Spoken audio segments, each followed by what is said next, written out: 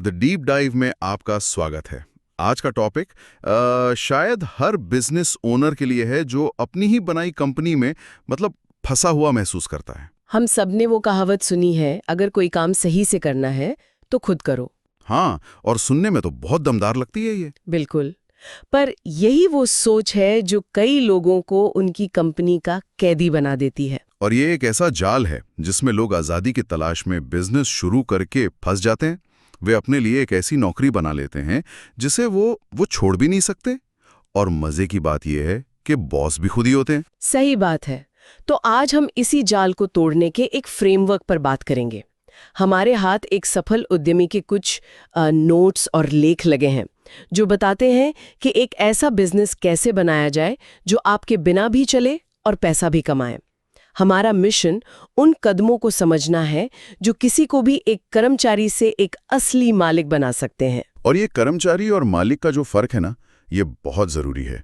इसे समझने का एक अच्छा तरीका है आयरन मैन सूट वाली मिसाल। अच्छा, हाँ, क्या आपका बिजनेस एक ऐसा सूट है जो आपकी ताकत तो बढ़ाता है, लेकिन उसे चलाने के लिए आपका अंदर होना जरूरी है?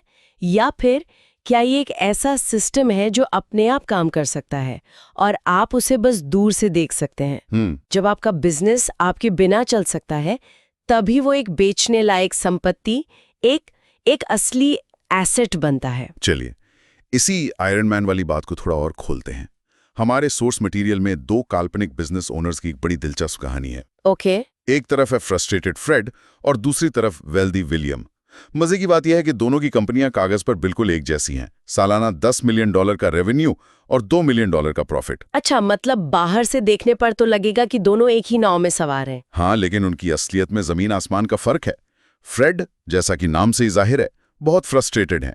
वो हफ्ते में 80 घंटे काम करता है। बाप रे, 80 घंटे! हाँ, हर छोटे बड़े फैसले में शामिल रहता है। साल के $2 मिलियन के प्रॉफिट में से टैक्स देने के बाद वो शायद $500,000 घर ले जाता है और बचाता है।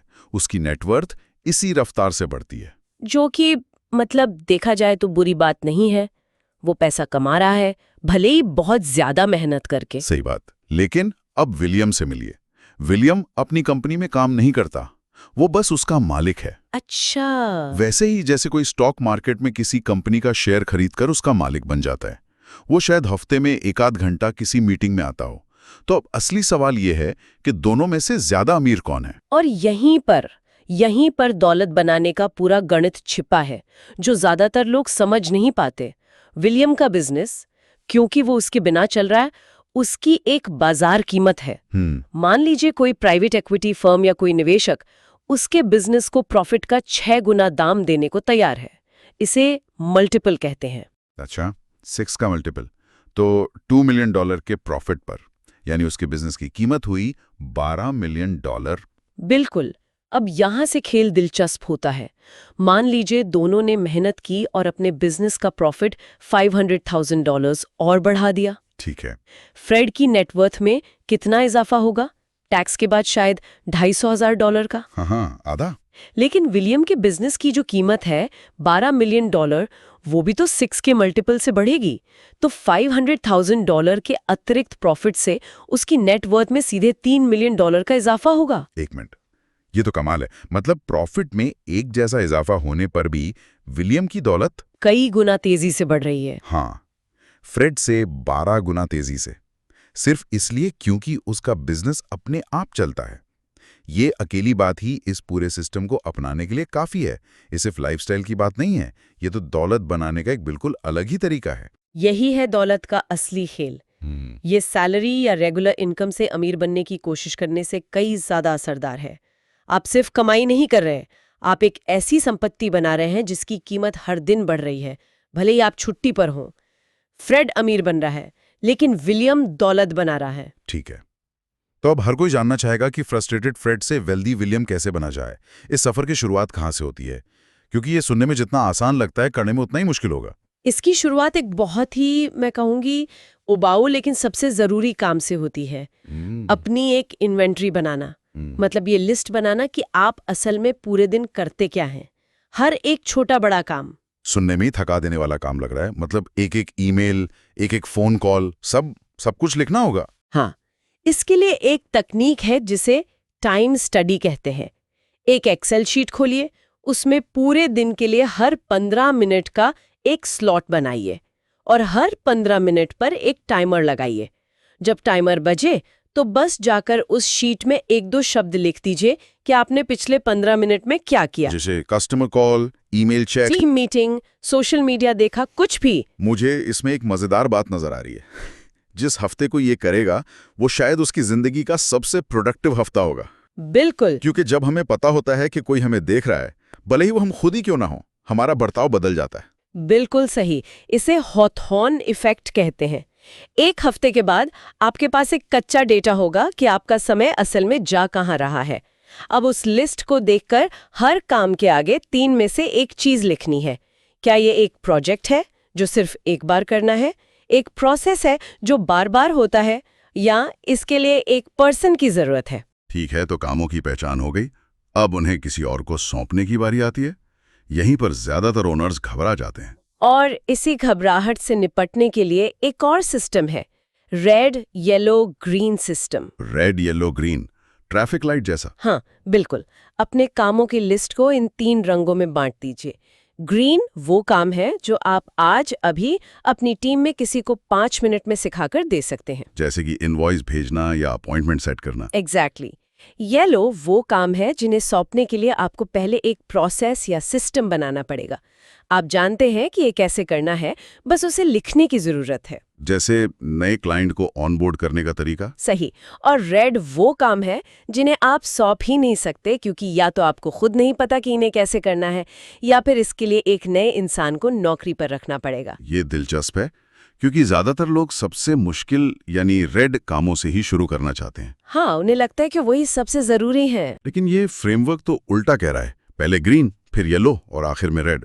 बिल्कुल, क्योंकि ये मोमेंटम बनाने के बारे में है। जब आप 10-15 ग्रीन काम किसी और को सौंप देते हैं तो अचानक आपके पास दिन में 1-2 घंटे खाली हो जाते हैं।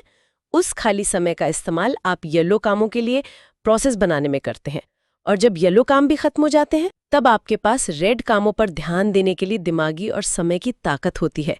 ये आग बुझाने के बजाय आग लगने से रोकने का सिस्टम है। ये रेड, येलो, ग्रीन सिस्टम कामों के लिए तो बहुत अच्छा है, पर मैं सोच रहा था कि मेरे दिन का बड़ा हिस्सा तो छोटे बड़े फैसले लेने में जाता है।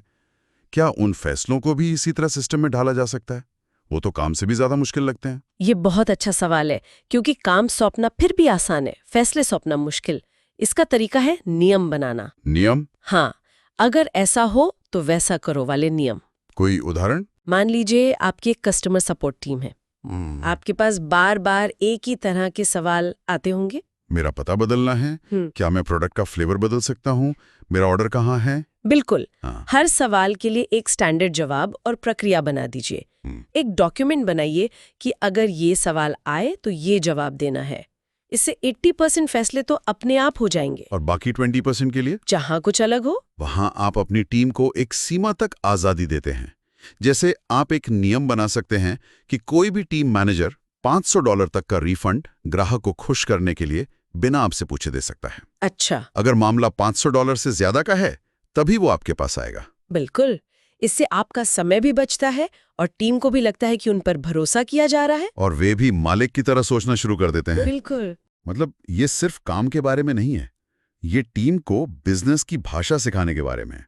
जब सेल्स वाला और कैमरा पर्सन दोनों प्रॉफिट की बात करने लगे तब असली बदलाव आता है। मुझे लगता है अगला कदम इसी से जुड़ा होगा। हाँ, एक बार जब आप अपने काम और फैसलों को सिस्टम में डालना शुरू कर देते हैं तो अगला कदम होता है अपनी टीम के हर सदस्य को उसकी असली कीमत समझाना। और ये कैसे किया जाए? अपनी टीम के हर सदस्य से, चाहे वो सीईओ हो या इंटर्न, एक सीधा सवाल पूछें। क्या? आप अपनी भूमिका में कंपनी के लिए पैसा कैसे बनाते हैं? ये तो बहुत तीखा सवाल है, कई लोगों को शायद बुरा भी लग जाए। लग सकता है, लेकिन इसका मकसद उन्हें डराना नहीं बल्कि उन्हें सोचने पर मजबूर करना है। कई लोगों को इसका जवाब नहीं पता होगा। जैसे एक वीडियो एडिटर? हाँ, एक वीडियो एडिटर, वो सीधे तौर पर पैसा नहीं लाता, लेकिन अगर वो एडिटिंग अच्छी करता है, वीडियो पर ज्यादा लोग रुकते हैं जिससे एड रेवेन्यू बढ़ता है। अगर वो फुटेज को ठीक से मैनेज करता है तो हार्ड ड्राइव और समय की बचत होती है, जो कि पैसा बचाना है। जब उसे पता चलता है कि उसका काम सिर्फ वीडियो काटना नहीं बल्कि कंपनी का प्रॉफिट बढ़ाना है, तो उसका काम करने का नजरिया ही बदल जाता है। तो ये वो पल है जहां फ्रस्ट्रेटेड फ्रेड को सबसे ज्यादा डर लगता होगा अपना काम किसी और को देना। उसे हमेशा लगता है कि कोई भी इसे मेरे जितना अच्छा नहीं कर सकता। इस मानसिकता को कैसे तोड़ा जाए? ये सबसे बड़ी मानसिक बाधा है, और सच कहूं तो ये झूठ है। सही मानसिकता ये है, अगर मैं ये काम अपने कुछ समय में कर सकता हूं तो कोई और अपना पूरा समय लगाकर इसे मुझसे बेहतर कर सकता है। आपके पास 100 काम है, उस व्यक्ति के पास सिर्फ एक। जाहिर है वो उस एक काम में आपसे बेहतर हो जाएगा। ठीक है, मान लिया, पर सौंपने का सही तरीका क्या है? क्या बस काम देकर भूल जाएं? नहीं नहीं, उसके 3 चरण हैं। पहला है शैडो ट्रेनिंग। वो आपको काम करते हुए देखते हैं, वो सवाल पूछते हैं, नोट्स बनाते हैं, लेकिन कुछ करते नहीं। ओके। दूसरा है सुपरविजन। अब वो आपके सामने काम करते हैं और आप उन्हें देखते हैं। आप उन्हें गलतियां करने देते हैं और फिर उन्हें सुधारते हैं। और तीसरा? तीसरा और सबसे मुश्किल चरण है स्वतंत्रता। आप उपलब्ध रहते हैं लेकिन काम में शामिल नहीं होते। वो काम करते हैं और सिर्फ जरूरत पड़ने पर आपके पास आते हैं। धीरे धीरे उनकी आप पर निर्भरता कम हो जाती है। इसमें मुझे एक खतरा नजर आता है। स्वतंत्रता वाले स्टेज में मैनेजर को लग सकता है कि अगर मेरी टीम मेरे बिना सब कुछ कर सकती है तो मेरी जरूरत ही क्या है? इस डर से कैसे निपटें? ये एक बहुत ही वाजिब डर है, और इसका जवाब ये है कि एक अच्छे मैनेजर का काम करना नहीं बल्कि काम करने वाले लोग तैयार करना है। अगर आपकी टीम आपके बिना काम कर सकती है तो इसका मतलब है कि आप एक सफल मैनेजर हैं, और अब आप कंपनी की किसी और बड़ी समस्या को सुलझाने के लिए आजाद हैं। तो आपका काम खुद को बेकार बनाना है, ताकि आप और भी जरूरी बन सकें। और ये कैसे पता करें कि हमने सही इंसान को चुना है? मान लीजिए किसी को काम सिखाया और वो अच्छा नहीं कर रहा। यहाँ एक और जरूरी बात है जो सोर्स मटेरियल में बताई गई है। कर्मचारियों को इस आधार पर मत आंकिए कि उन्होंने शुरुआत कैसे की, बल्कि इस आधार पर आंकिए कि वे कितनी तेजी से सुधार कर रहे हैं। सीखने की रफ्तार। हाँ, सीखने की रफ्तार अनुभव से ज्यादा महत्वपूर्ण हो सकती है। अगर कोई तेजी से सीख रहा है तो वो 6 महीने में 5 साल के अनुभव वाले व्यक्ति से आगे निकल सकता है जो कुछ नया नहीं सीख रहा। लेकिन अनुभव भी तो मायने रखता है ना? किसी अनुभवी व्यक्ति पर ज्यादा भरोसा किया जा सकता है। बिल्कुल, अनुभव की अपनी जगह है, लेकिन अगर चुनाव एक ऐसे अनुभवी व्यक्ति जो बदलना नहीं चाहता और एक ऐसे नए व्यक्ति जो रॉकेट के रफ्तार से सीख रहा है के बीच हो, तो लंबे समय में सीखने वाला ज्यादा फायदेमंद साबित होगा। हमें क्षमता पर दांव लगाना चाहिए, सिर्फ मौजूदा स्किल पर नहीं। ये एक बहुत ही जरूरी सलाह है। चलिए अब सबसे मुश्किल हिस्से पर आते हैं, ए प्लेयर्स को ढूंढना। वो लोग जो सच में कंपनी को आगे ले जा सकते हैं। उन्हें पहचाने कैसे? बाकियों से वो अलग कैसे होते हैं?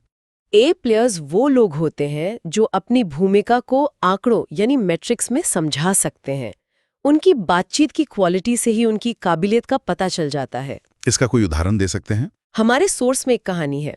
एक कंपनी एचआर प्रोफेशनल का इंटरव्यू ले रही थी। एक कैंडिडेट आया और उसने कंपनी से सवाल पूछने शुरू कर दिए। अच्छा, उसने क्या पूछा? उसने पूछा, टैलेंट को हायर करने की आपकी लागत क्या है?